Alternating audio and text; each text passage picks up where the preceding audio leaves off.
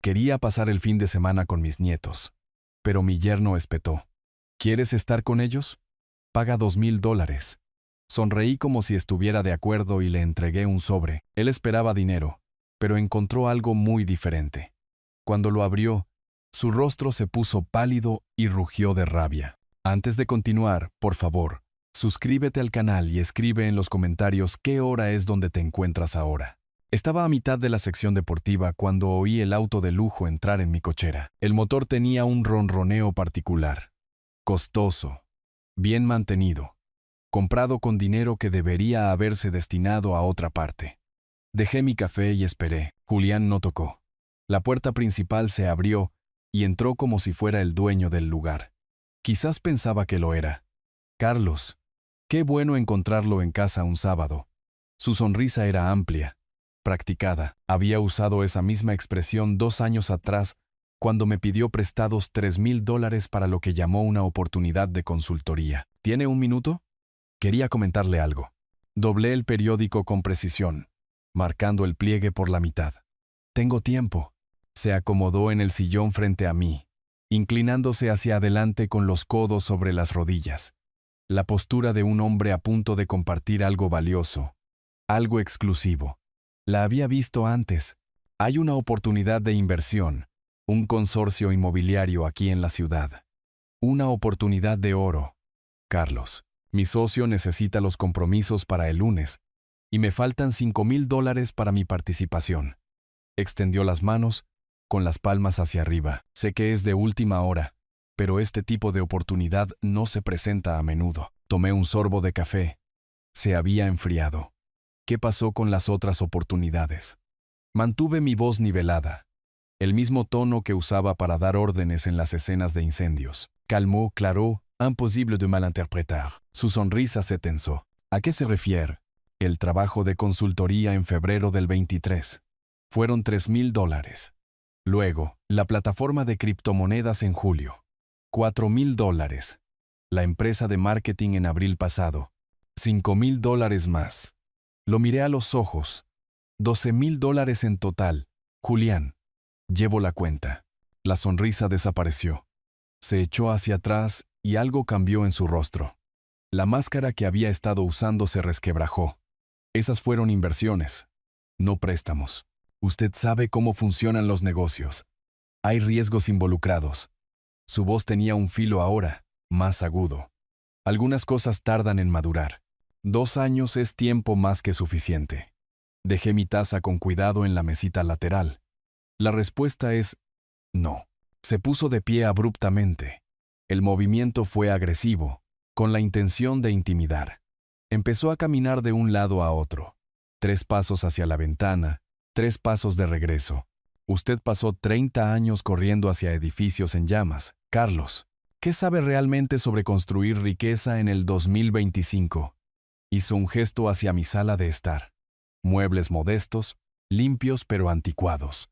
Usted está sentado aquí en esta misma casa, misma rutina, mismo pensamiento obsoleto. El mundo avanzó. Estoy cómodo. Mis manos permanecieron quietas en mi regazo. Y me gané lo que tengo, cómodo. Se rió, pero no había humor en ello. ¿Sabe lo que le da estar cómodo? Nada. Mientras tanto, Elena y yo estamos tratando de construir algo para el futuro de Mateo y Tiago. Y usted está preocupado por historia antigua. Historia antigua son $12,000 que nunca volveré a ver. Apretó la mandíbula. Dejó de caminar y se paró directamente frente a mí. Lo suficientemente cerca como para que tuviera que inclinar la cabeza ligeramente para mantener el contacto visual. La intimidación era deliberada. Déjeme explicarle algo, viejo. Las palabras salieron más lentas ahora, cada una elegida para un impacto máximo. ¿Usted cree que entiende los negocios modernos porque lee el periódico y ve las noticias? No entiende. Esta inversión es real. Y va a suceder con o sin usted. Le estoy dando la oportunidad de ser parte del éxito de mi familia. Yo soy parte de tu familia. Mis manos se apretaron casi imperceptiblemente alrededor de los reposabrazos. Soy el padre de Elena, el abuelo de esos niños. ¿Lo es? Él inclinó la cabeza, estudiándome como si yo fuera un problema a resolver. Porque desde donde yo estoy parado, Usted está eligiendo el dinero por encima de su propia hija, por encima de sus nietos. La amenaza quedó flotando en el aire entre nosotros, no dicha, pero perfectamente clara. La respuesta sigue siendo no. Lo dije en voz baja pero con firmeza, de la misma manera que le había dicho a un bombero novato que no entrara en una estructura inestable. He terminado de permitir este patrón. Su expresión se volvió fría. La pretensión de amabilidad, de conexión familiar, se evaporó por completo. Es su elección. Se enderezó, ajustándose la chaqueta, pero no se sorprenda si deja de saber de Elena. Y olvídese de ver a Mateo y Tiago. Esa es su decisión. Usted la está eligiendo. Caminó hacia la puerta. Se detuvo con la mano en el pomo. Piense en lo que está renunciando por $5,000. Piénselo muy bien. Luego se fue. La puerta se cerró detrás de él. No de un portazo, pero con la firmeza suficiente para dejar claro su punto. A través de la ventana, lo vi subir a su auto de lujo, salir de la cochera sin apenas mirar por el espejo retrovisor. Me quedé sentado en el repentino silencio. Mi taza de café seguía donde la había dejado, el periódico doblado a su lado. Todo se veía exactamente igual que 15 minutos antes, pero algo había cambiado fundamentalmente. Me levanté lentamente y caminé hacia la repisa de la chimenea donde estaba la última foto de Navidad de Elena en un marco plateado. Mateo y Tiago sonreían a la cámara, desdentados y felices. Elena estaba de pie entre ellos, una mano en el hombro de cada niño. Julián estaba posicionado ligeramente aparte, su sonrisa sin llegar del todo a sus ojos. Incluso entonces, yo había pagado su hipoteca, $73,000 durante 3 años. Cada pago a tiempo, porque Elena dijo que estaban teniendo dificultades y tenía miedo de perder la casa. Había visto mi cuenta de ahorros reducirse mes a mes y me había dicho a mí mismo que valía la pena. La familia valía la pena. Los $12,000 en préstamos habían venido después de eso, después de que él ya sabía que yo cedería. Levanté mi teléfono. Miré la información de contacto de Elena. Mi pulgar flotó sobre el botón de llamada, pero ya sabía lo que pasaría si llamaba. Julián estaría allí de pie, escuchando, o ya le habría dicho a ella qué decir, cómo manejarme. Dejé el teléfono. Afuera, el vecindario estaba en silencio de sábado por la mañana. En algún lugar, una cortadora de césped se puso en marcha. La vida normal, continuando. Volví a mi silla y me senté. El periódico seguía doblado. El café estaba frío. No me moví durante mucho tiempo. Solo me quedé allí sentado sintiendo que algo se cristalizaba dentro de mí. No era ira, no exactamente. Algo más frío y más enfocado. Reconocimiento, comprensión, claridad sobre lo que vendría después. Al anochecer, había intentado llamar a Elena 5 veces. La primera llamada fue directamente al buzón de voz, su voz alegre, grabada hacía meses, pidiéndome que dejara un mensaje. La segunda sonó 4 veces antes de que saltara el buzón de voz.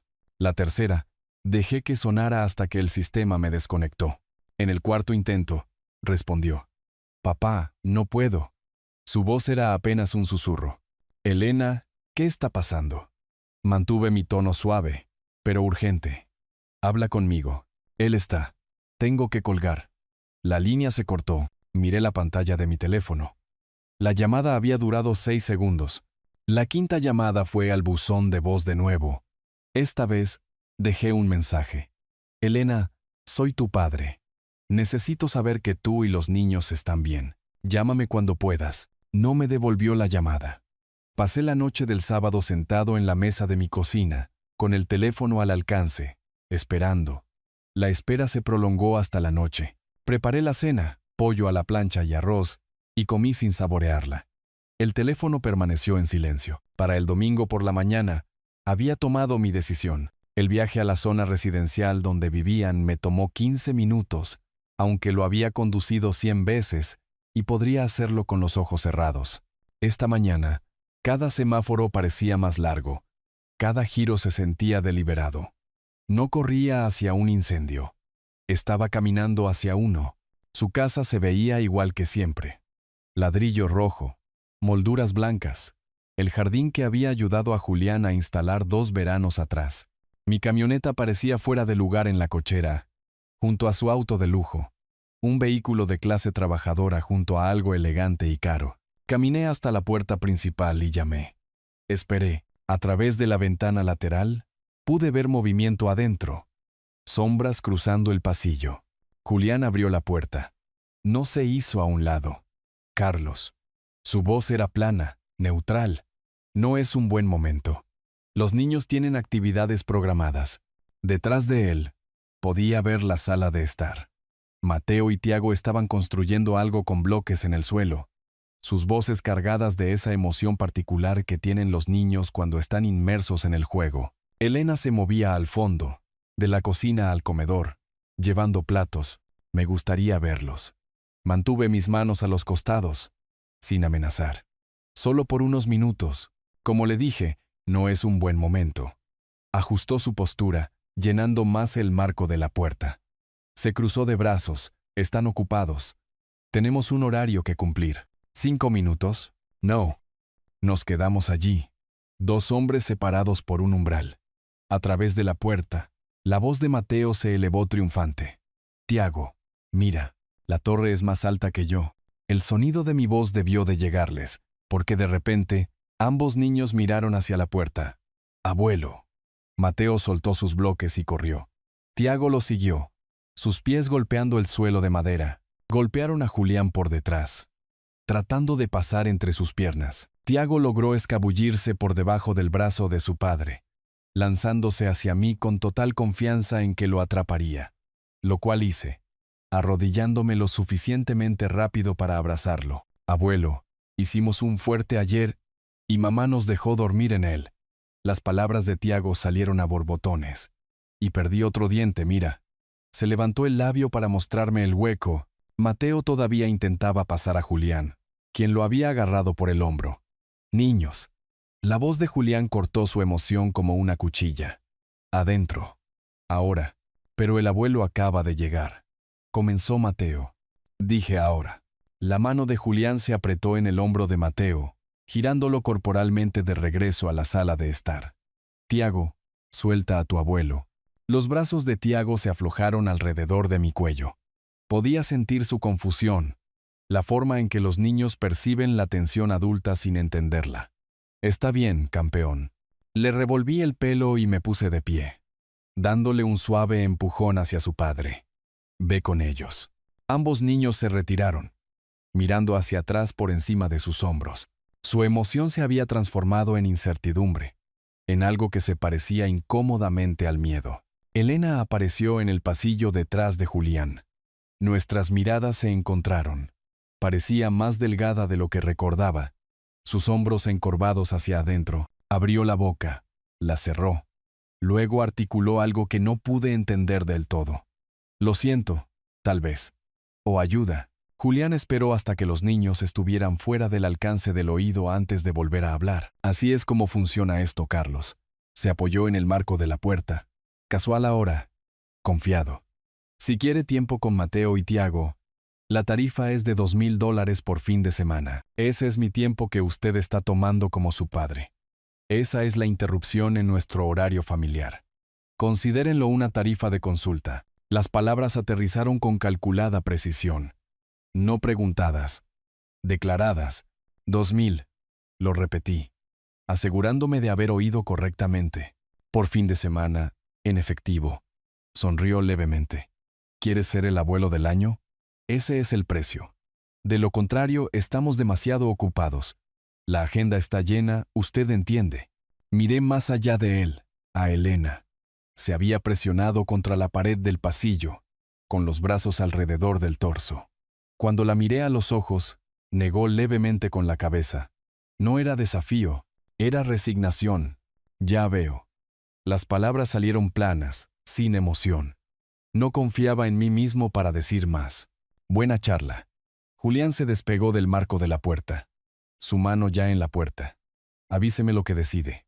La puerta se cerró. Oí cómo el cerrojo se deslizaba en su lugar.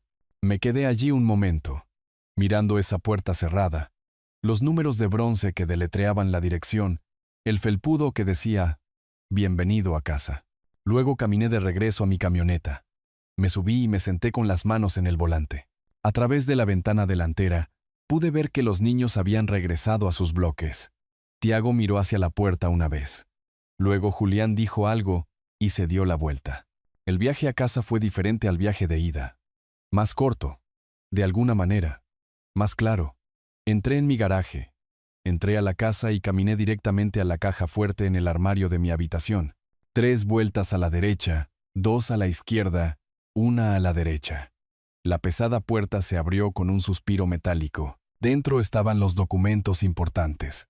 Certificados de nacimiento, mis registros de servicio, pólizas de seguro y, debajo de todo lo demás, una gruesa carpeta etiquetada como propiedad residencial. La llevé a la mesa de la cocina y la abrí.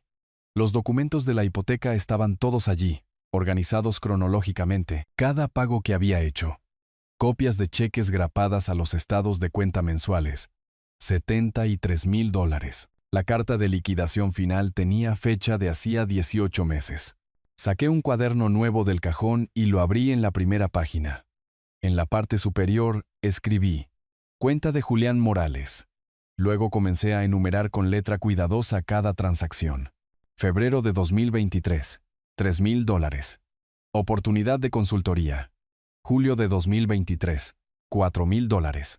Plataforma de criptomonedas, abril de 2024, $5,000. Empresa de marketing. Debajo de eso, agregué: pagos de la hipoteca residencial, enero de 2022 a junio de 2023. Total, $73,000. Mi bolígrafo se detuvo sobre el papel. Luego escribí una línea más. Marzo de 2025. $2,000 exigidos por fin de semana de acceso a los nietos. Dejé el bolígrafo y miré lo que había escrito. Los números contaban una historia clara. Patrón de explotación. Extracción sistemática. Ahora, extorsión. El título de propiedad yacía junto a mi cuaderno. 73 páginas de texto legal que describían la propiedad, los derechos y las obligaciones. Lo había leído una vez cuando comencé a hacer los pagos, pero no lo había vuelto a mirar desde entonces. Lo acerqué y comencé a leer de nuevo. Esta vez, leí cada palabra. El sello del notario llamó mi atención. Grabado en relieve en la parte inferior de la escritura. 15 de marzo de 2022. Hace 3 años. Mi dedo trazó la hendidura, y de repente estaba de vuelta en esa mesa de la cocina en una noche diferente. El teléfono presionado contra mi oreja. La voz de Elena se había quebrado con cada palabra. Papá, vamos a perder la casa. Había apartado un poco el teléfono. Su llanto era así de crudo. Detrás de ella, podía oír a Tiago llorar. Tendría 4 años entonces, lo suficientemente mayor como para sentir el pánico de su madre. El banco envió el aviso final.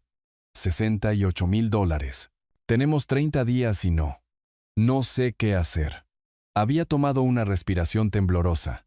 Los niños, ¿a dónde iremos? Yo había estado de pie casi en el mismo lugar donde estaba sentado ahora, mirando hacia el jardín que oscurecía. Y el estado de cuenta de mi jubilación había estado sobre el mostrador. $72,000. Acumulados durante 30 años de servicio. Casi todo lo que tenía. ¿Cuánto necesitas? Mi voz había sido firme entonces, de la misma manera que se mantenía firme cuando le decía a un novato que el edificio se venía abajo, y teníamos que movernos ya, todo. La liquidación total. Sé que es todo lo que ahorraste, pero me encargaré. El silencio de su lado había durado varios segundos. Luego, papá, ¿estás seguro? Es tu jubilación. Eres mi hija. Esos niños son mis nietos. Estoy seguro. Había ido al banco a la mañana siguiente. La gerente de la sucursal, una mujer llamada Patricia, que había manejado mis cuentas durante 15 años, había mirado la boleta de retiro y luego a mí. Señor Cruz, esto es casi la totalidad de sus ahorros. ¿Está usted seguro de esto? Lo estoy. Ella había procesado la transacción sin más preguntas, aunque su expresión lo había dicho todo. El cheque se había sentido más pesado de lo que debería. Todos esos ceros en un solo trozo de papel. La oficina del notario había estado en un pequeño centro comercial, entre un salón de manicura y un servicio de preparación de impuestos. El señor Méndez Era un hombre mayor, metódico, que llevaba gafas de leer en una cadena. Había extendido los documentos de liquidación de la hipoteca sobre su escritorio. Luego me había mirado directamente. Señor Cruz, usted tiene opciones sobre cómo estructurar esta transacción. Su bolígrafo había golpeado cada pila de papeles. Puede hacer esto como un regalo a su hija y yerno. Directo, sin ataduras. O puede estructurarlo como un préstamo garantizado contra la propiedad misma. ¿Cuál es la diferencia? Un regalo es final. Usted está transfiriendo riqueza sin expectativa de reembolso. Se había ajustado las gafas. Un préstamo, particularmente uno garantizado por la propiedad, protege sus intereses. Si ellos incumplen los términos de pago, usted tiene recurso legal. Dada la cantidad, $68,000, yo le recomendaría la estructura de préstamo. Yo había dudado. La idea de poner condiciones legales para ayudar a mi hija me parecía incorrecta, casi mercenaria. No significa que no confíe en ellos, había añadido Méndez como si leyera mis pensamientos. Significa que usted está siendo prudente. Las familias tienen desacuerdos. El dinero complica las cosas. Esto protege a todos, que sea un préstamo. El papeleo había tomado una hora. Méndez había explicado cada cláusula, cada protección, cada estipulación. Yo había firmado donde él indicaba, viendo mi firma aparecer una y otra vez, reconociendo la deuda, asegurando mi interés, estableciendo términos de pago, términos que nunca se cumplieron. Julián había aparecido en la casa esa noche después de que yo pagara la hipoteca. Me había encontrado con él en el porche, con el recibo de la compañía hipotecaria en la mano. Carlos había extendido su mano, estrechando la mía con firmeza. No puedo agradecerle lo suficiente. Este error no me definirá. Le devolveré cada centavo. Tiene mi palabra. Pero sus ojos no habían encontrado los míos del todo. Se habían centrado en algún lugar sobre mi hombro izquierdo, en la calle detrás de mí, en cualquier cosa menos en el contacto directo. Lo había notado entonces, lo había registrado, pero lo descarté como vergüenza. Solo cuida de mi hija y de esos niños. Absolutamente. Ya lo verá. Había soltado mi mano rápidamente, retrocediendo hacia su auto. Tengo algunas oportunidades en fila. Consultoría de bienes raíces. Algunas estrategias de recuperación de criptomonedas. Esto es temporal. 6 meses, tal vez un año. Y le devolveré su dinero. 3 meses después, había llamado por una oportunidad de negocio. $2,000, solo para asegurar su posición en una firma de consultoría. Una vez que esté establecido, Carlos, el dinero fluirá. Esta es la base. Había enviado el cheque. 4 meses después de eso, otra llamada. $3,500 para una emergencia. Reparaciones del auto, facturas médicas, algo urgente que no podía esperar, solo esta vez. Y luego me pondré de pie. Había enviado ese cheque también. Las solicitudes habían continuado, cada una acompañada de promesas, explicaciones, seguridades. Cada cantidad ligeramente mayor que la anterior. Cada promesa más elaborada. Las había rastreado todas en mi chequera, viendo surgir el patrón, pero convenciéndome a mí mismo de que era temporal, que Julián solo estaba luchando por ganar tracción. Ahora, sentado en la mesa de mi cocina en el presente, miré los números que había escrito en mi cuaderno. $12,000 en préstamos adicionales, ninguno reembolsado. Y ahora $2,000 exigidos por fin de semana para ver a mis propios nietos. Acerqué la escritura, leyendo el lenguaje en el que Méndez había insistido. Préstamo garantizado contra la propiedad ubicada en la dirección residencial. En caso de incumplimiento, el prestamista mantiene el interés prioritario. Yo no había estado salvando su hogar. Había estado financiando la próxima apuesta de Julián, y la siguiente después de esa. Los documentos seguían a mi nombre. El préstamo, garantizado. El notario había tenido razón al estructurarlo de esta manera, incluso si yo no había entendido completamente por qué en ese momento. Junté los papeles, enderezándolos en una pila ordenada. La escritura de la hipoteca encima, los registros de pago debajo, mi cuaderno con su cuidadosa contabilidad al fondo. $73,000, más $12,000. $85,000 en total. Les había dado un hogar, pensando que construiría un futuro. Ahora esos mismos documentos podían reclamarlo. La cocina se había oscurecido mientras yo estaba perdido en mis recuerdos. Avancé la mano hacia el interruptor de la luz, luego me detuve. La oscuridad se sentía apropiada, clarificadora. Había protegido a mi familia, alimentado su adicción al riesgo. La diferencia se estaba volviendo clara. Mi teléfono estaba sobre la mesa junto a los papeles. Lo levanté, abrí mi navegador, tecleé. Abogado, ley de propiedad, mi ciudad. Aparecieron varios nombres. Me desplacé por ellos, leyendo credenciales, áreas de práctica, reseñas de clientes. Luego dejé el teléfono sin llamar. Esto requería planificación, no impulso. Estrategia, no reacción. Había pasado 30 años respondiendo a emergencias. Esto no era una. Esto era algo que necesitaba hacerse bien. Los papeles podían esperar otro día, tal vez una semana, pero no esperarían para siempre. 3 semanas me dieron tiempo para pensar y planificar. Pasé los días manteniendo mis rutinas: café a las 6, periódico a las 7, almuerzo al mediodía. Pero los documentos de la propiedad permanecieron en la mesa de mi cocina, apartados para las comidas y luego devueltos. Investigué la ley de propiedad estatal, leyendo estatuto tras estatuto en mi computadora portátil. Tomé notas en los márgenes de mi cuaderno. Aprendí términos que nunca había necesitado antes: intereses subordinados, plazos de ejecución hipotecaria, requisitos de notificación. El calendario mostraba que se acercaba abril. El día 12, marqué el 19 y 20 de abril con un bolígrafo rojo. El lago Grande. Pesca de lobina. Había llevado a Mateo y Tiago allí cada primavera desde que Mateo cumplió 6 años. Les encantaba.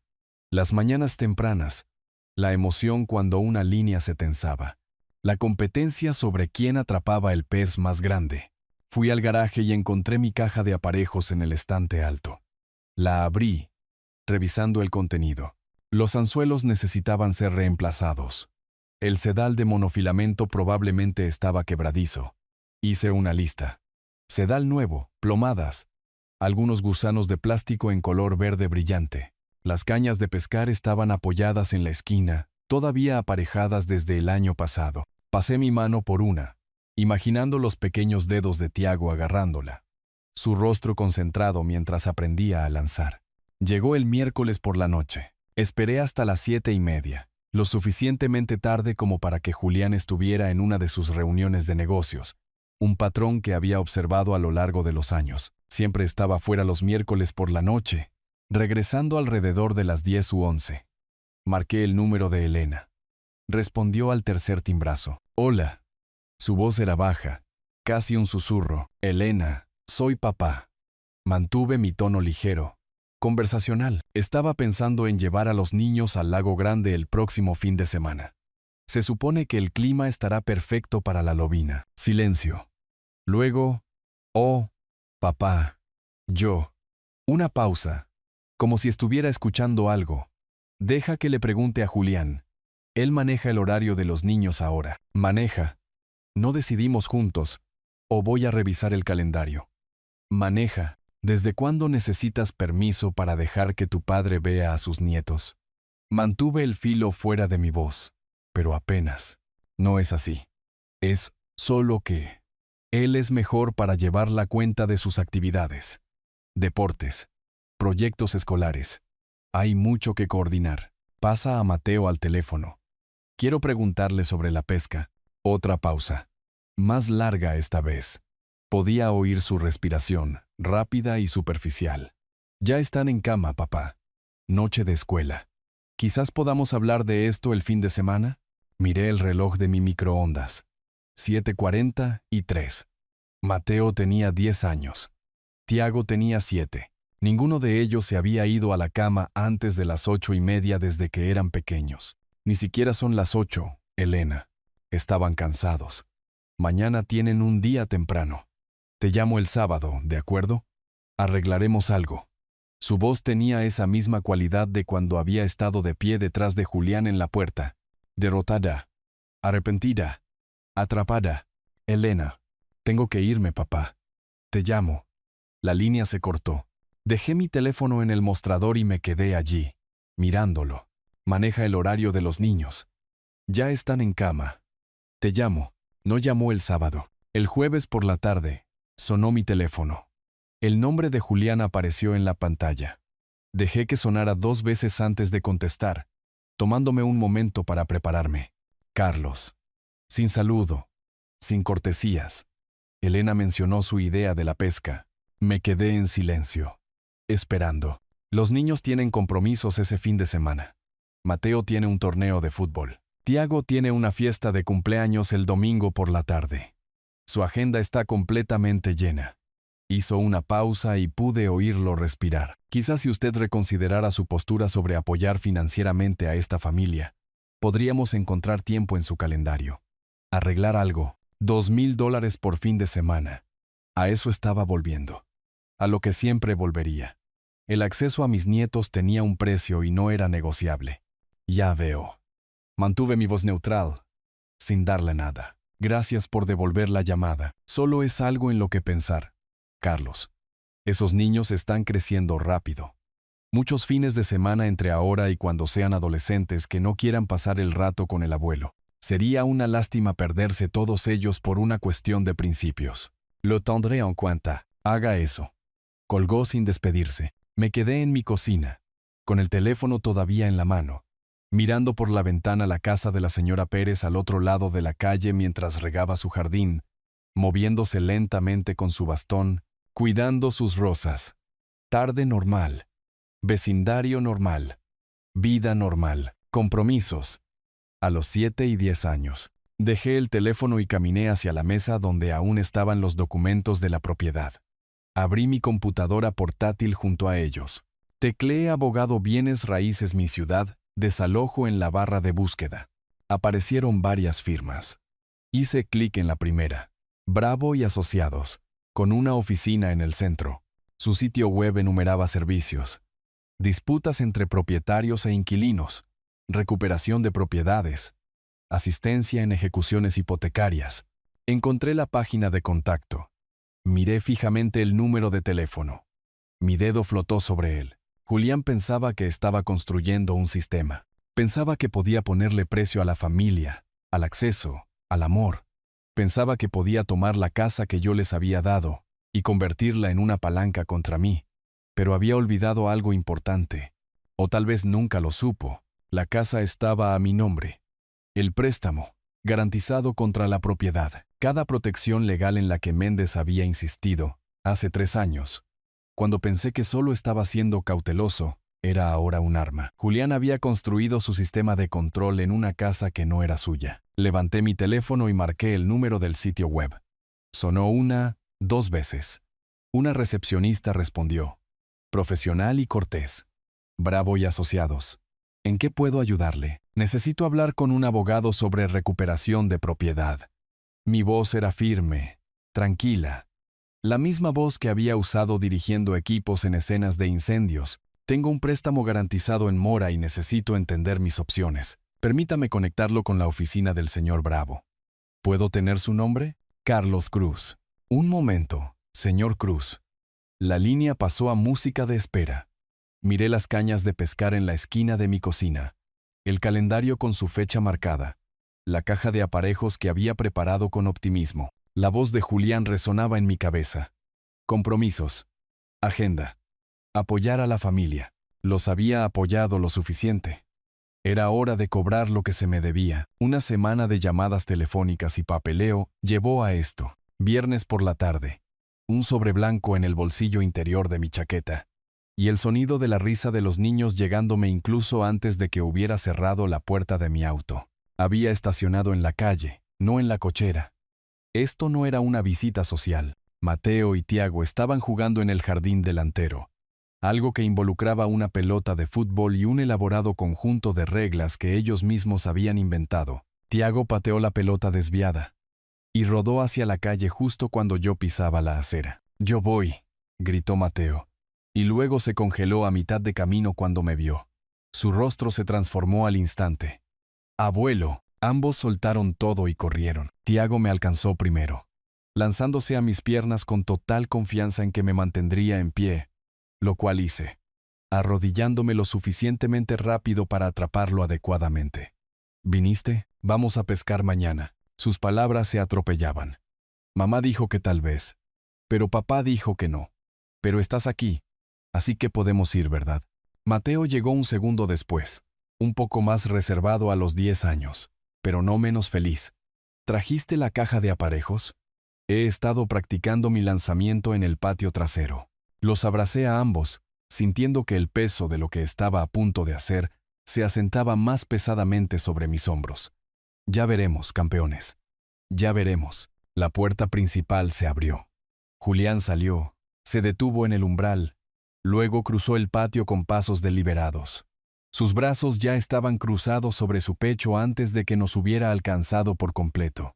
¿Qué está haciendo aquí, Carlos? Su voz tenía ese filo que había llegado a reconocer, territorial, molesto por la intrusión. Pensé que teníamos esto resuelto. Me puse de pie, manteniendo una mano en el hombro de Tiago. Estoy aquí para llevar a Mateo y Tiago a pescar, como planeamos. Su risa fue corta, sin humor. Claro, discutimos esto por teléfono, ¿no? Miró a los niños, luego de nuevo a mí, su expresión cambiando a algo casi divertido. $2,000. Ese es el precio si quiere jugar al abuelo este fin de semana. ¿Jugar al abuelo? Como si amar a estos niños fuera una actuación, un pasatiempo que podía permitirme. ¿O no? Toma. Metí la mano en mi chaqueta, saqué el sobre y se lo extendí. Mi mano estaba firme. Esto es lo que te has ganado. Su expresión vaciló. Sorpresa. Luego satisfacción. Pensó que había ganado. Pensó que finalmente me había doblegado a su sistema. Me arrebató el sobre de la mano y lo rasgó para abrirlo, sacando los papeles doblados del interior. Sus ojos bajaron al texto, escaneando rápidamente al principio, luego más lento. Observé su rostro con atención. El cambio ocurrió por etapas. Confusión primero. Su ceño frunciéndose. Luego comprensión. Sus ojos abriéndose ligeramente.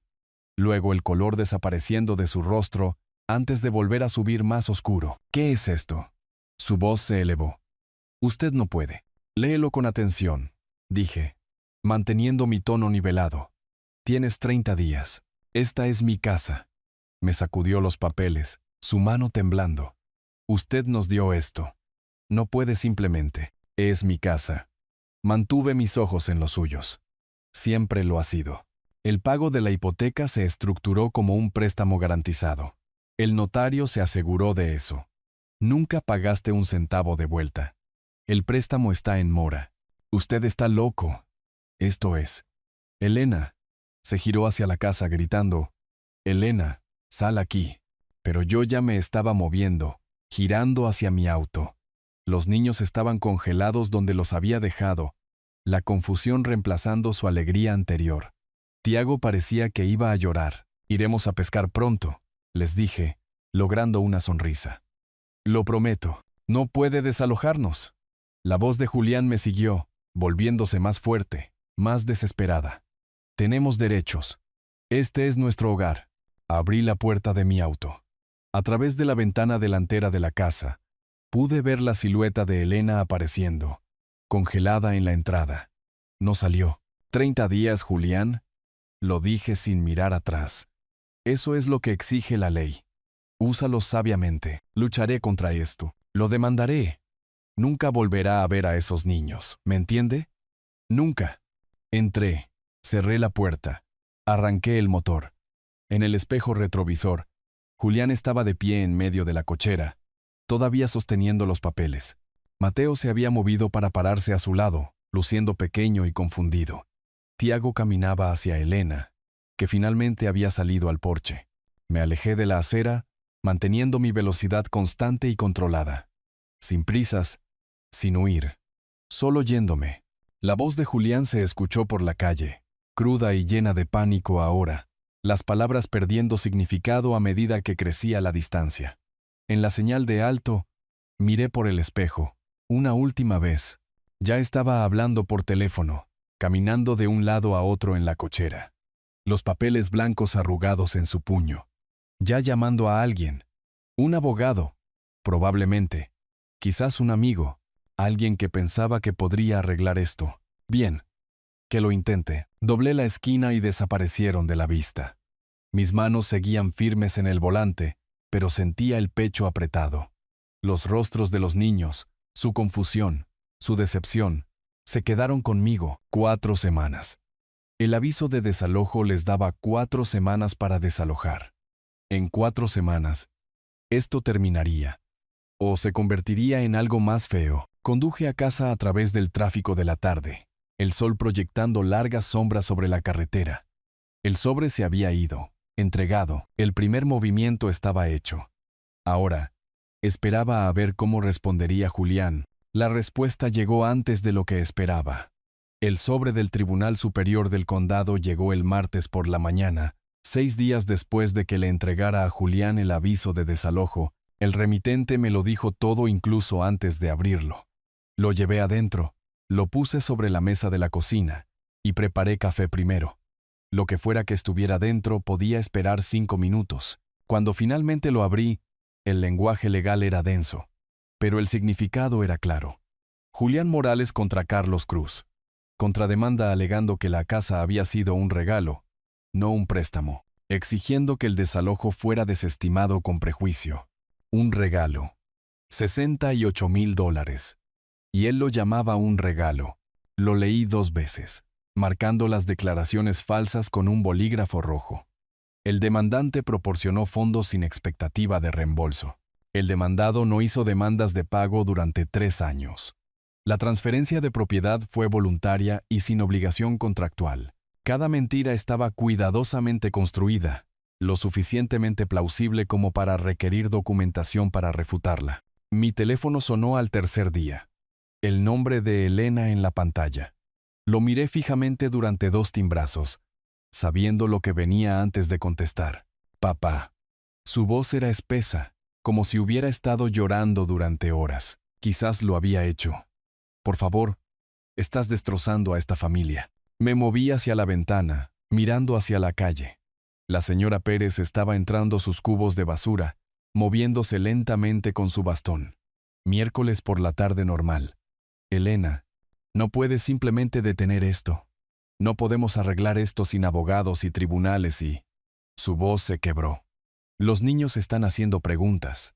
Mateo quiere saber por qué estás tratando de quitarnos nuestra casa. Tiago piensa que estás enojado con él. Eso aterrizó más fuerte que cualquier cosa que Julián me hubiera lanzado.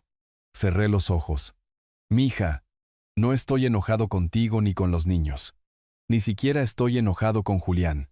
No realmente. Traté de mantener mi voz suave. Pero no puedo seguir permitiendo a este patrón. Hizo de tus hijos moneda de cambio. Le puso un precio a ser su abuelo. Él solo está estresado por el dinero. Si ayudaras en lugar de atacar. Se contuvo. No pudo terminar la acusación. He ayudado. Un valor de $68,000. Más otros 12,000 desde entonces. $80,000. Elena. Dejé que eso reposara por un momento. Cuando ayudar se convierte en permitir. Silencio. Luego, apenas por encima de un susurro. No sé qué hacer. Podrías decirle que arregle esto, que devuelva lo que debe, o que elabore un plan de pago. Yo consideraría eso. Él dice que nos estás robando, que prometiste que la casa era nuestra y ahora te estás retractando de tu palabra. Su voz ganó un filo. ¿Lo hiciste? ¿Lo prometiste? Prometí ayudar. Y ayudé. Pero el papeleo fue claro. Fue un préstamo, Elena. El notario se lo explicó a ambos. Julián firmó los documentos. Dice que no entendió lo que estaba firmando. Entendió lo suficiente como para nunca hacer un solo pago. Me froté la frente, sintiendo que se acumulaba el dolor de cabeza. Te amo. Amo a esos niños, pero no puedo dejar que esto continúe. Entonces, estás eligiendo el dinero por encima de la familia. Julián tomó esa decisión cuando exigió $2,000 por fin de semana. Yo solo estoy respondiendo. Colgó sin despedirse. Me quedé allí sosteniendo el teléfono muerto, mirando la cochera vacía de la señora Pérez. Los cubos de basura estaban alineados ordenadamente contra su garaje. Todo en su lugar. Para el viernes, Había hecho 3 llamadas a diferentes bufetes de abogados. Los 2 primeros no aceptaban nuevos clientes. El tercero, Bravo y Asociados, la firma que había contactado antes, me remitió a un colega que se especializaba en disputas de propiedad. La oficina de David Bravo estaba en el centro, en el piso 16 de un edificio de cristal cerca del juzgado. El viaje en ascensor me dio tiempo para revisar mi reflejo en las puertas pulidas. Me había puesto pantalones de vestir y una camisa de botones, tratando esto con la seriedad que merecía. La recepcionista fue profesional. Amable. ¿Señor Cruz? El señor Bravo lo verá ahora. Su oficina era un caos organizado. Archivos apilados ordenadamente. Libros de leyes con pestañas multicolores. Una computadora con 2 monitores, mostrando lo que parecían ser registros de propiedad. Bravo mismo era más joven de lo que esperaba, quizás a mediados de los 40, con ojos agudos y un firme apretón de manos. Señor Cruz, por favor, siéntese. Señaló una silla frente a su escritorio. ¿Mencionó usted una situación de recuperación de propiedad? Saqué mi carpeta. Todo organizado de la manera que había aprendido en el departamento de bomberos. La documentación importaba. La cadena de evidencia importaba. En marzo de 2022, pagué la hipoteca de mi hija y mi yerno. $68,000. Extendí los papeles sobre su escritorio. La transacción se estructuró como un préstamo garantizado, notariado, archivado en el condado. Todo en regla. Bravo tomó el acuerdo de préstamo, escaneándolo rápidamente. Su expresión permaneció neutral, pero concentrada. Él nunca hizo un pago. No en 3 años.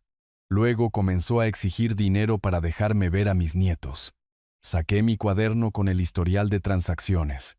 Le entregué un aviso de desalojo. Él está contrademandando, alegando que el dinero fue un regalo. Los dedos de Bravo se movieron sobre su teclado, consultando los registros del condado. El gravamen está debidamente archivado. Puedo verlo aquí. Registrado en abril de 2022. Interés prioritario. Carlos Cruz es el titular del gravamen. Me miró. Su documentación es excelente. Acuerdo de préstamo notariado. Gravamen garantizado. Archivado en el condado. Registros de pago. Esto es del libro de texto. ¿Puede él simplemente afirmar que fue un regalo? ¿Puede mentir así? Él puede afirmar cualquier cosa. Probarlo es otro asunto. Bravo dejó los papeles. Los documentos hablan claramente. Presentaremos una respuesta a su demanda. Presentaremos su evidencia. A menos que tenga algo sustancial. Y por lo que me está mostrando, no lo tiene. El tribunal verá a través de su reclamo. ¿Cuánto me va a costar esto? Un anticipo de $3,500.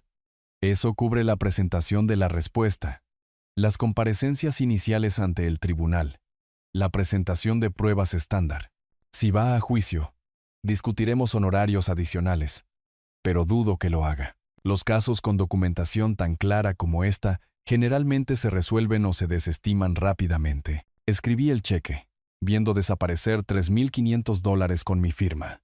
Dinero que había ahorrado, dinero que había ganado, pero necesario. La fecha del juicio está fijada para el 28 de mayo, dijo Bravo, entregándome copias de los papeles. Presentaré nuestra respuesta esta semana. Mientras tanto, no contacte a su yerno directamente. Toda la comunicación pasa por mí ahora. Salí de su oficina con una tarjeta de presentación, una fecha de juicio y una billetera más ligera. El sol se estaba poniendo mientras conducía a casa, pintando el cielo de naranja y púrpura. Esa noche, intenté llamar a Elena, directo al buzón de voz. Intenté enviar mensajes de texto a los niños. Los extraño. Los quiero. Nos vemos pronto. Los mensajes se mostraban como entregados, pero nunca leídos. A la mañana siguiente, conduje hasta la casa. Llamé a la puerta. Esperé. Pude ver sombras moviéndose adentro. Alguien estaba en casa, pero nadie respondió. Regresé a casa y me senté en la mesa de mi cocina con la carpeta del caso abierta frente a mí. Todo estaba en orden. La ley estaba de mi lado. La documentación era clara, pero al otro lado de la habitación, apoyada contra la lámpara en la mesita lateral, había una foto del viaje de pesca del año pasado. Mateo sosteniendo una lobina que era casi demasiado grande para que él la levantara. Tiago sonriendo a su lado, con su nueva caña de pescar aún en la mano. 4 semanas para el juicio. 4 semanas de silencio de mi familia. 4 semanas preguntándome si había tomado la decisión correcta. Cerré la carpeta y miré sus rostros en la foto. Sus sonrisas, su orgullo, su confianza. Había hecho cosas peores por peores razones. Al menos esta vez, estaba luchando por algo que importaba. 4 semanas de espera se redujeron a esto. Un miércoles por la mañana a fines de mayo. Los escalones del juzgado que se sentían más empinados de lo que deberían. Y David Bravo esperando junto al control de seguridad con su maletín en la mano. Señor Cruz. Me estrechó la mano con firmeza. ¿Listo? Me había puesto mi mejor traje. Azul marino, camisa blanca, corbata borgoña. El mismo atuendo que había usado para ceremonias de jubilación y funerales. Ocasiones que importaban, tan listo como estaré. Pasamos juntos por seguridad, vaciando los bolsillos en contenedores de plástico grises. El juzgado olía a cera para pisos y a ansiedad. Bravo me guió hacia los ascensores. Presione el botón para el tercer piso. Recuerde, déjeme hablar a mí. Si el juez le hace una pregunta directa, responda simple y sinceramente. No elabore a menos que se lo pidan. Revisó su reloj. Llegamos 15 minutos antes. Bien. El pasillo fuera de la sala de audiencias 3B estaba bordeado de bancos de madera, medio llenos de gente esperando sus casos. Abogados de traje, acusados con ropa de calle, algunos niños jugando en silencio mientras sus padres hablaban en voz baja. Julián llegó 10 minutos después con un hombre que no reconocí, más bajo, mayor, que llevaba un maletín gastado. Su abogado, presumiblemente, se quedaron en el extremo opuesto del pasillo. Los ojos de Julián se encontraron con los míos, una vez, y luego desviaron la mirada. Cuando el alguacil llamó nuestro caso, entramos en silencio. La sala del tribunal era más pequeña de lo que esperaba, tal vez 30 pies cuadrados, con el estrado del juez elevado al frente, 2 mesas para los abogados y unas pocas filas de asientos para la galería. La jueza entró. Una mujer de unos 50 años, cabello gris recogido, gafas de leer en una cadena, se acomodó en su silla y abrió el expediente. Morales contra Cruz, asunto de recuperación de propiedad. Levantó la vista. Abogados, presenten sus comparecencias. David Bravo por el demandante Carlos Cruz. Su señoría. Roberto Macías por los demandados Julián y Elena Morales. Su señoría. Señor Bravo, esta es su acción. Proceda. Bravo se puso de pie. Organizó sus documentos con eficiencia practicada. Su señoría, la evidencia es inequívoca. En marzo de 2022, el señor Cruz proporcionó $68,000 para satisfacer la hipoteca de la propiedad ubicada en la dirección residencial. Esta transacción se estructuró como un préstamo garantizado, debidamente documentado y notariado. Colocó copias del acuerdo de préstamo en el estrado de la jueza. Luego le entregó una a Macías. El acuerdo de préstamo establece claramente los términos de pago. El señor Cruz presentó un gravamen ante el condado en abril de 2022, estableciendo su interés prioritario en la propiedad. Encontrará el número de registro del condado en la página 2. La jueza examinó los documentos, pasando las páginas metódicamente. En los 3 años transcurridos desde que se hizo este préstamo, los demandados han realizado 0 pagos, ni un solo dólar, ni para el capital, ni para los intereses. El señor Cruz entregó la notificación adecuada para desalojar en abril de este año.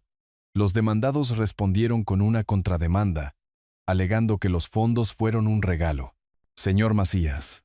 La jueza miró al abogado de Julián. ¿Su respuesta? Macías se puso de pie, revolviendo papeles. Su señoría, este fue un asunto familiar. El señor Cruz estaba ayudando a su hija y a su familia durante un momento difícil. El entendimiento entre ellos era: ¿tiene usted alguna documentación que demuestre que esto fue un regalo, en lugar de un préstamo garantizado? El tono de la jueza era neutral, pero directo. No por escrito, su señoría, pero el entendimiento familiar y la relación entre. Abogado. Pregunté sobre la documentación. La mandíbula de Macías se tensó. No, su señoría. Pero creemos que la intención del señor Cruz en ese momento, su intención está claramente establecida en el acuerdo de préstamo que él firmó y notarió. Ella golpeó los papeles frente a ella, junto con las firmas de los demandados reconociendo la deuda. Observé el rostro de Julián al otro lado de la sala. Su confianza inicial se había desvanecido, reemplazada por algo más cercano al pánico. Su señoría, si me permite, intentó Macías de nuevo. Esta acción resultará en el desplazamiento de la hija y los nietos del señor Cruz. Señor Macías, estamos aquí para determinar la validez del aviso de desalojo, no para adjudicar dinámicas familiares. Se quitó las gafas de leer. La documentación es clara y adecuada. El acuerdo de préstamo es válido. El gravamen está debidamente archivado. Los demandados no han realizado pagos. Por lo tanto, el aviso de desalojo es válido. Miró directamente a Julián y a su abogado. Los demandados tienen hasta el 30 de junio para desalojar la propiedad. Eso les da 5 semanas para hacer arreglos. Caso cerrado. El mazo golpeó. Final. Nos pusimos de pie mientras la jueza salía. Bravo recogió sus papeles, organizando todo de nuevo en su maletín. Al otro lado de la sala, Macías hablaba con Julián en tonos urgentes y silenciosos. El rostro de Julián se había puesto rojo. Sus manos se cerraron en puños. «Vamos», dijo Bravo en voz baja. En el pasillo, se detuvo y se volvió para mirarme. «Felicitaciones, señor Cruz. Victoria limpia». Pero no sentí ninguna victoria. Solo una especie de alivio hueco de que lo correcto había sido reconocido como correcto. ¿Qué hay de mis nietos? La pregunta salió antes de que la hubiera formado por completo. Todavía no puedo verlos. No puedo llamarlos. Esto no arregla eso. Bravo consideró. Eso está fuera de mi área de práctica, pero existen remedios legales. Derechos de visita de los abuelos. Necesitaría un abogado de derecho familiar. ¿Puede recomendar a alguien? Margarita Soto. Está en el edificio de enfrente. Se especializa en derecho familiar. Ha manejado varios casos de derechos de abuelos. Sacó su teléfono, se desplazó por los contactos. Puedo llamar a su oficina si lo desea. Por favor. 20 minutos después, estaba sentado en la oficina de Margarita Soto en el piso 12 de un edificio con vistas al juzgado. Su oficina estaba decorada cálidamente. Fotos familiares en las paredes, plantas en el alféizar de la ventana, sillas cómodas que no te hacían sentir como si estuvieras siendo interrogado.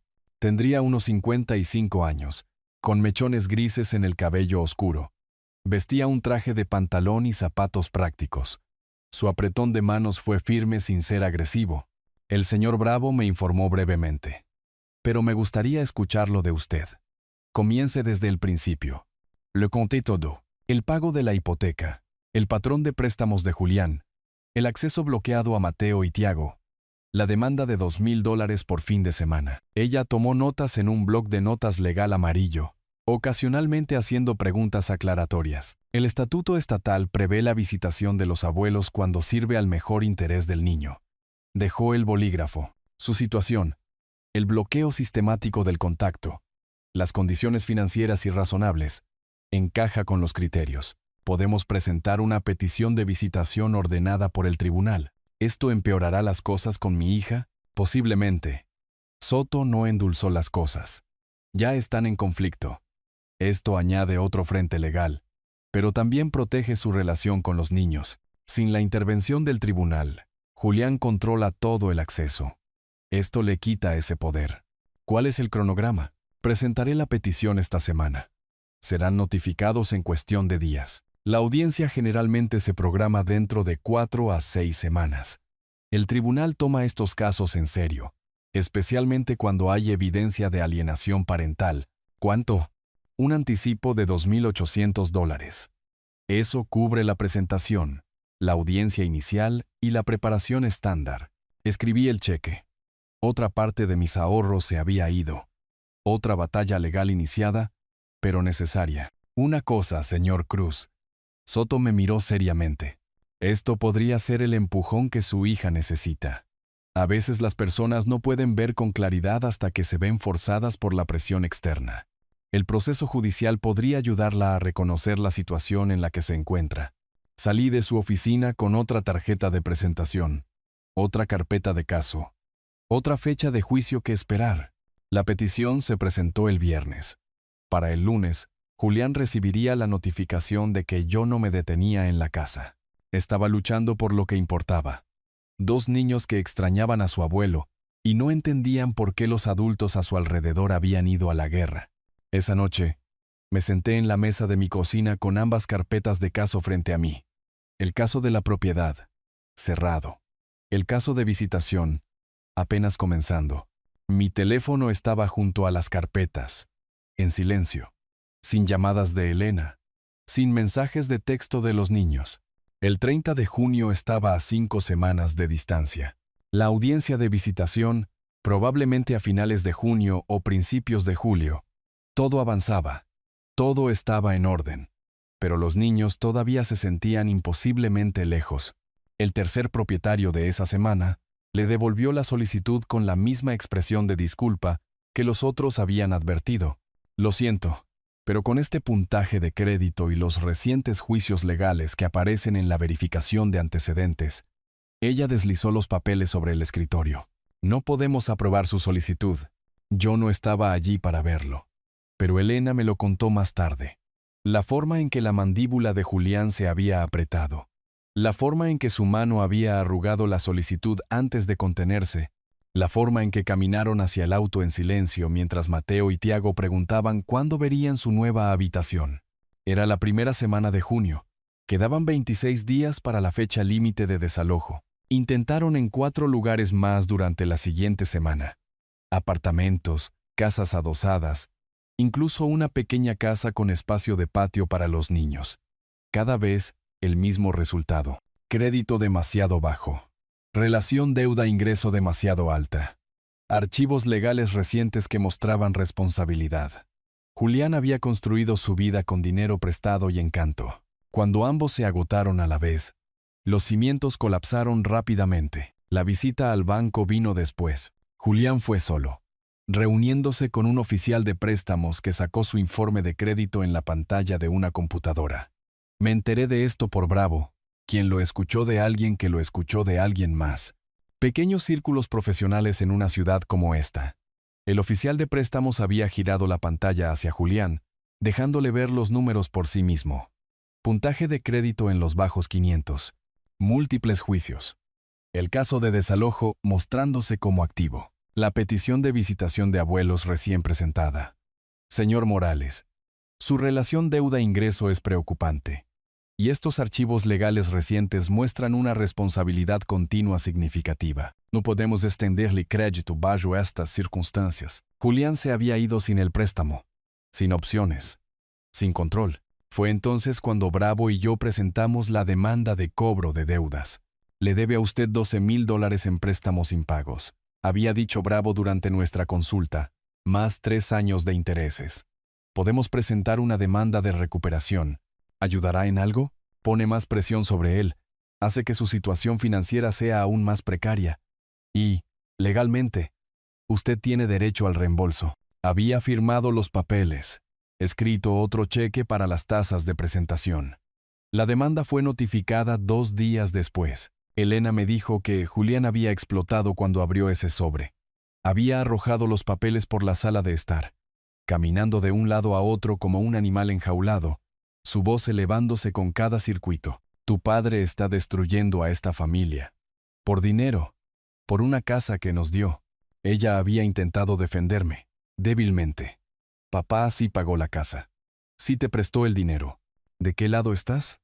Julián se había girado hacia ella, señalándola. Después de todo lo que he hecho por esta familia, ¿vas a defenderlo a él? Ella había retrocedido. Se había disculpado. Se había retirado. Pero algo había cambiado. Lo había visto sin la máscara, sin el encanto, sin ningún control en absoluto, solo pánico y culpa y ninguna solución.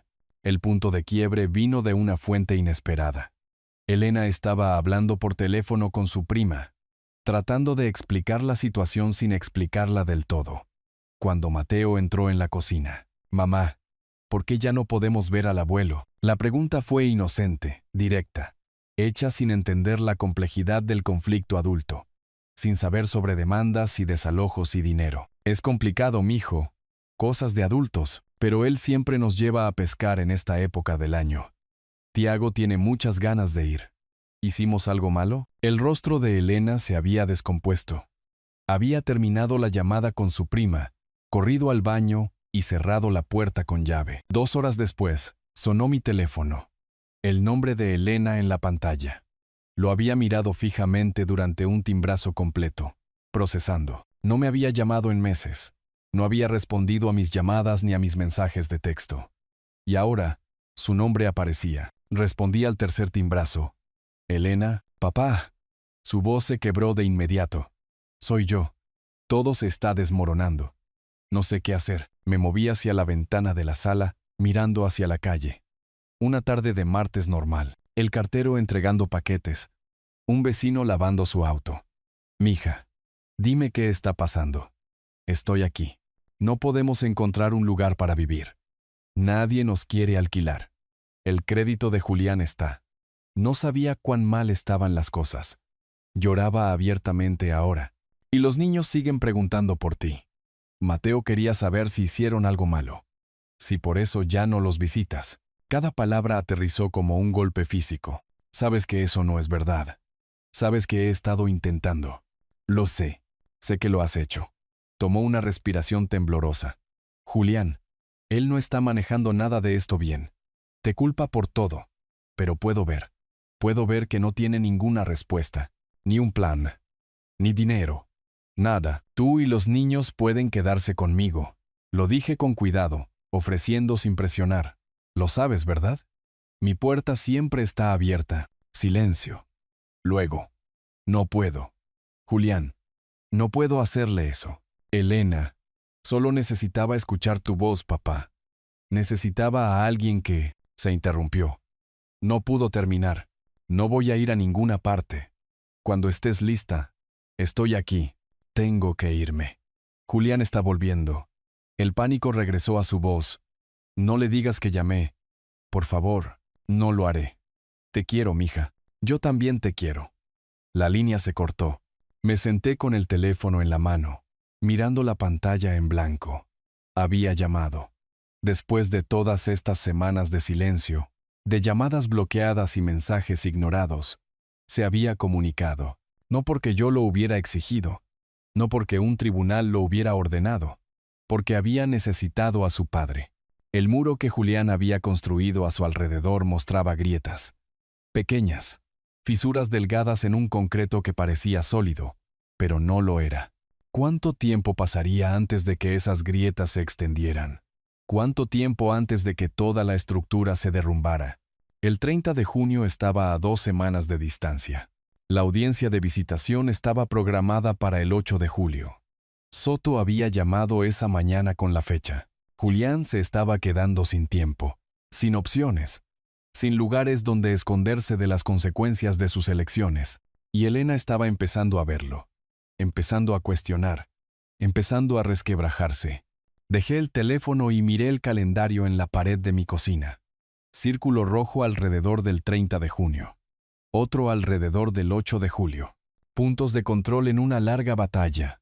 Victorias que se sentían huecas porque el verdadero premio, tiempo con Mateo y Tiago, permanecía fuera de alcance. Pero Elena había llamado. Eso significaba algo. Tenía que significar algo. El tribunal de familia se sentía diferente de donde habíamos luchado por la casa. Más pequeño. De alguna manera más personal. Cuando Elena pasó a mi lado en el pasillo del juzgado, no me miró a los ojos. Julián caminaba 3 pasos delante de ella, rígido y en silencio. Margarita Soto ya estaba en la mesa del demandante cuando entré en la sala del tribunal. Archivos organizados en pilas ordenadas. Levantó la vista, asintió una vez. ¿Listo?, preguntó en voz baja. No estaba seguro, pero asentí de todos modos. El juez entró. Un hombre esta vez, de unos 60 años, con cabello canoso y gafas de leer posadas en la nariz. Se acomodó en su silla y abrió el expediente. Cruz contra Morales. Petición de visitación de abuelos. Señora Soto, puede proceder. Soto se puso de pie, alisando su chaqueta. Su señoría, Carlos Cruz busca únicamente lo que el estatuto estatal le otorga a cada abuelo: el derecho a mantener una relación significativa con sus nietos. La evidencia mostrará una interferencia sistemática e injustificada por parte del padre de los niños. Presentó mi cuaderno primero, sosteniéndolo para que el juez lo viera. Página tras página de fechas, horas, intentos de llamadas telefónicas que no fueron respondidas, visitas a la casa que fueron rechazadas. 20 de abril, llamada telefónica rechazada. 27 de abril, se le negó la entrada en la puerta. 4 de mayo, mensajes de texto ignorados. El dedo de Soto trazó las entradas, un patrón que abarcaba meses de exclusión deliberada. Luego llamó a su primera testigo, la señora Pérez, mi vecina. No sabía que Soto la había contactado. La señora Pérez caminó hacia el estrado lentamente, usando su bastón, y prestó juramento. Bajo el interrogatorio de Soto, describió lo que había visto desde el otro lado de la calle. Vi a Carlos intentar visitar varias veces. Llamaba, y Julián salía a la puerta pero no lo dejaba entrar. A veces los niños estaban allí mismo, pidiendo ver a su abuelo. Hizo una pausa, negó con la cabeza. Julián los mandaba adentro. Carlos nunca hizo una escena, solo se iba en silencio cada vez. La mandíbula de Julián se tensó desde donde estaba sentado. Su abogado, uno diferente esta vez, de aspecto un poco más competente, tomó notas, pero no dijo nada. Gracias, señora Pérez. Soto la ayudó a bajar del estrado. Su señoría, me gustaría llamar a Elena Morales. Vi cómo el rostro de Elena se ponía pálido. Miró a Julián, que miraba al frente, negándose a reconocerla. El alguacil repitió el nombre, Elena Morales, al estrado. Caminó hacia adelante como alguien que se acerca a una ejecución. Se le administró el juramento y se sentó, con las manos entrelazadas fuertemente en su regazo. Soto se acercó con delicadeza, su voz más suave de lo que había sido con la otra testigo. Señora Morales, ¿desde cuándo conoce su padre a sus hijos? Desde que nacieron. La voz de Elena era apenas audible. ¿Ha estado él involucrado en sus vidas? Sí. Solía verlos todas las semanas. A veces más. En todos esos años, en todo ese tiempo con Mateo y Tiago, ¿le dio su padre alguna vez motivos para temer por su seguridad? Los ojos de Elena encontraron los míos por un segundo, luego bajaron. No, nunca. ¿Ha sido alguna vez violento con ellos? ¿Enojado? ¿Inapropiado de alguna manera? No. ¿Ha hecho él alguna vez algo que sugiera que no debería estar cerca de sus hijos? No. La palabra salió más fuerte esta vez. Soto hizo una pausa, dejando que eso reposara. Señora Morales, ¿quién tomó la decisión de impedir que su padre viera a Mateo y Tiago? Las manos de Elena se retorcieron. Pude verla tragar, ver el conflicto escrito en su rostro. Mi esposo lo hizo. Su voz se quebró. Julián decidió. Yo estuve de acuerdo. Por el rabillo del ojo, vi a Julián inclinarse hacia adelante, su expresión oscureciéndose. ¿Hizo su padre alguna vez algo para dañar o poner en peligro a sus hijos? No. Elena levantó la vista ahora, directamente a Soto. Él los ama. Siempre lo ha hecho. Es un buen abuelo. Gracias. No hay más preguntas. El abogado de Julián intentó un débil contrainterrogatorio, preguntando sobre desacuerdos familiares y complicaciones financieras, pero las respuestas de Elena se mantuvieron consistentes. Los hechos eran los hechos. Yo no había hecho nada para merecer ser apartado de mis nietos. El juez se quitó las gafas, las limpió lentamente. La evidencia es clara. El señor Cruz ha demostrado un patrón de intentos de contacto que fue sistemáticamente negado sin causa legítima. Se concede una orden de visitación temporal, con efecto inmediato, todos los sábados, de 10 de la mañana a 6 de la tarde, comenzando el 26 de julio. Miró directamente a Julián. Señor Morales, esta es una orden judicial. Usted la cumplirá. El fallo final se emitirá dentro de 30 días. El mazo golpeó. Fuera de la sala del tribunal, vi a Julián agarrar el brazo de Elena. No violentamente, pero sí posesivamente, tirando de ella hacia un lado del pasillo. Su voz era baja, urgente, enojada. Acabas de ponerte de su lado en mi contra, frente a un juez. ¿Entiendes lo que has hecho? Estaba bajo juramento. La voz de Elena se elevó, a la defensiva. No podía mentir, podrías haberlo hecho. Se contuvo, miró a su alrededor a la gente que pasaba. Más te vale decidir dónde está tu lealtad, y rápido. Elena se soltó del brazo. Quizás ya lo he hecho. Julián la miró fijamente durante un largo momento. Luego se dio la vuelta y se alejó. Ella se quedó allí, viéndolo irse, con los hombros caídos. Soto apareció a mi lado, la orden temporal en su mano. Victoria, señor Cruz. Limpia y clara. Gracias. Tomé el papel, doblándolo con cuidado. Hay algo más. Soto sacó su teléfono, revisó los correos electrónicos. David Bravo me copió en un aviso esta mañana. La oficina del alguacil programó el desalojo forzoso para el 2 de agosto. Su yerno ignoró la fecha límite del 30 de junio.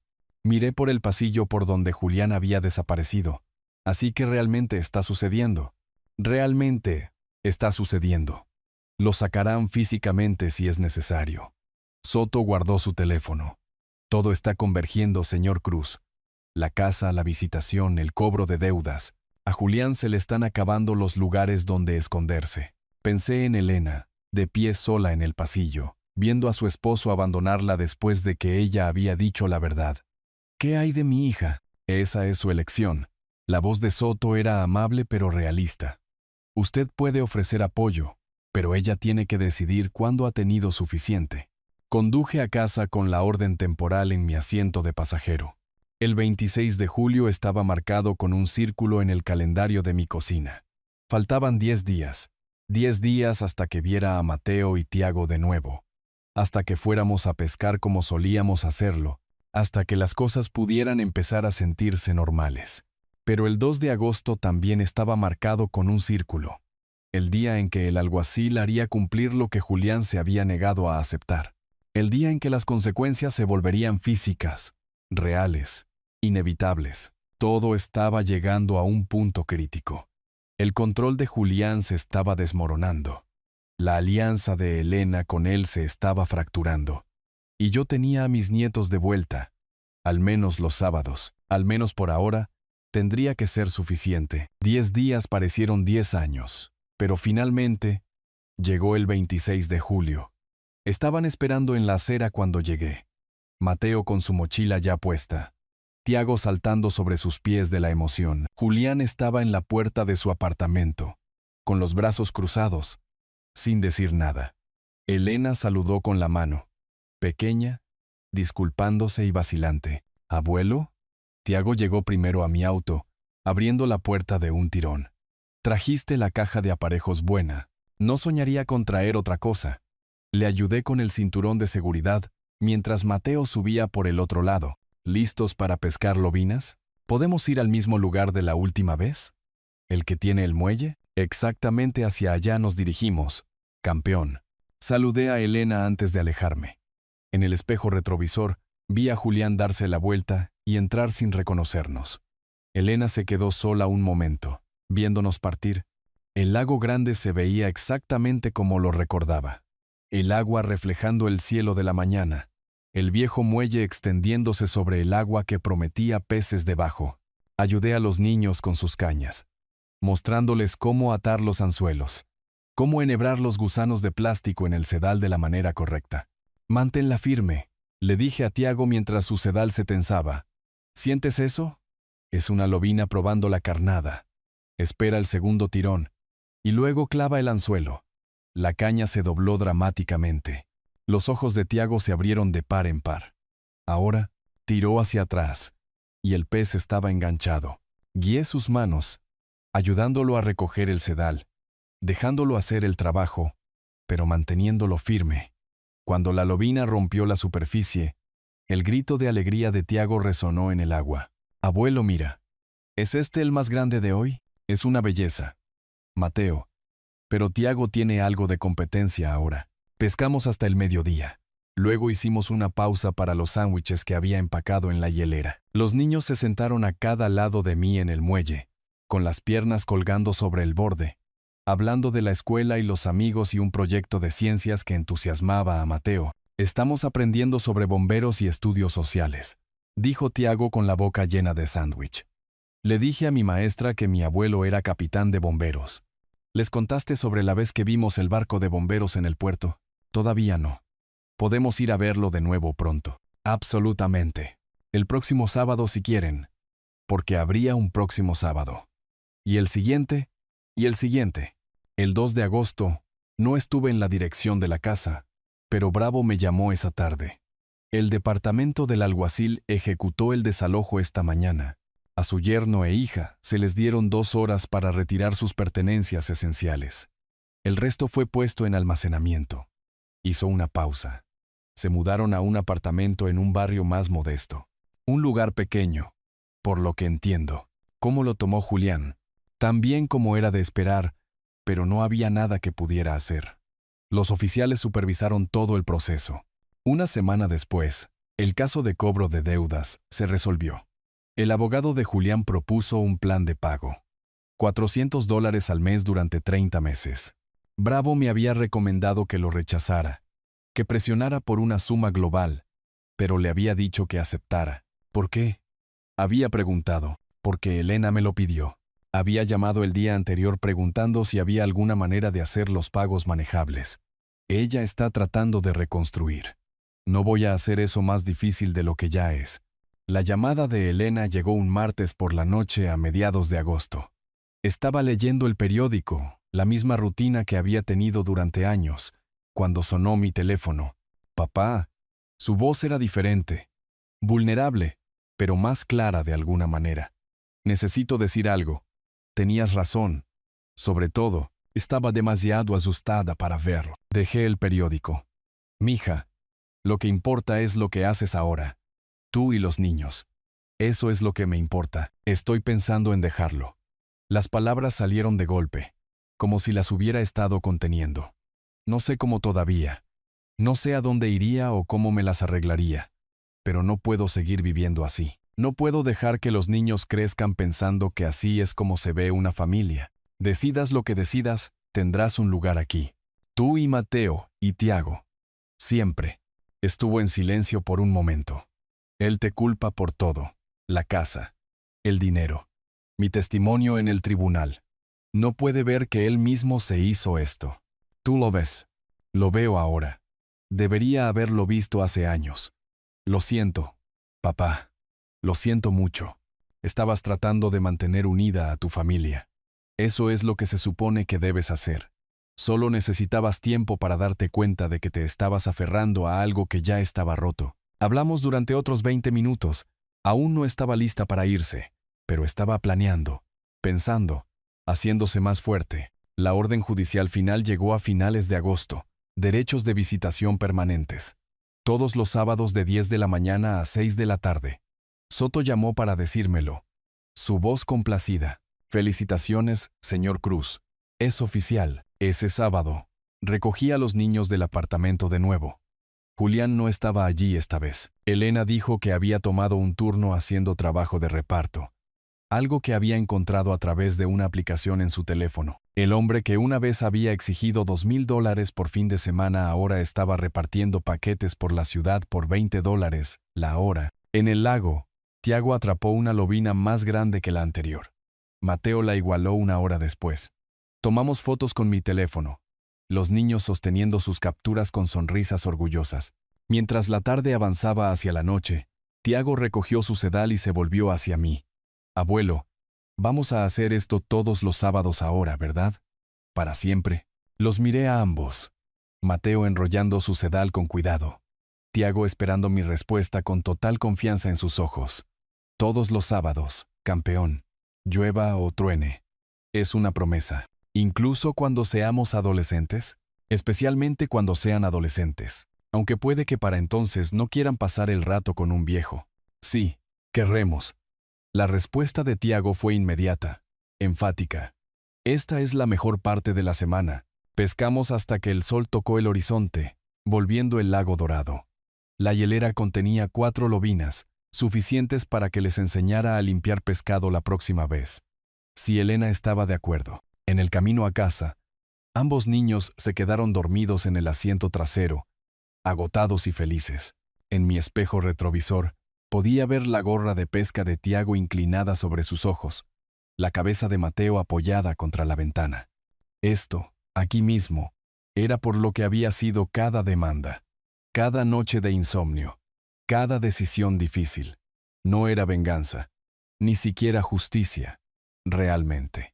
Solo esto, dos niños que sabían que su abuelo siempre estaría allí, que entendían que las promesas se podían cumplir, que el amor no tenía condiciones ni etiquetas de precio, que la familia significaba estar presente. Había perdido la mayor parte de mis ahorros de jubilación, gastado miles en abogados, librado batallas en los tribunales y sufrido meses de silencio de mi hija. Pero viendo a esos niños dormir, pacíficos y seguros, supe que había ganado lo único que importaba. Julián tenía sus consecuencias.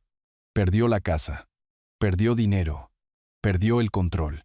Elena estaba encontrando su fuerza, aprendiendo que tenía opciones. El sistema legal, lento como era, había funcionado como se suponía que debía hacerlo. ¿Y yo? Yo tenía mis sábados. Tenía 2 nietos que corrían a mi auto con las mochilas listas. Tenía una caja de aparejos llena de señuelos, y un lago lleno de peces, y un calendario lleno de promesas que tenía la intención de cumplir. Eso era justicia, justicia real. Todo lo demás era solo papeleo. Si te gustó esta historia, por favor, dale me gusta a este video. Suscríbete al canal y comparte tus impresiones sobre esta historia en los comentarios. Para escuchar la siguiente historia, haz clic en el recuadro de la izquierda. Gracias por vernos.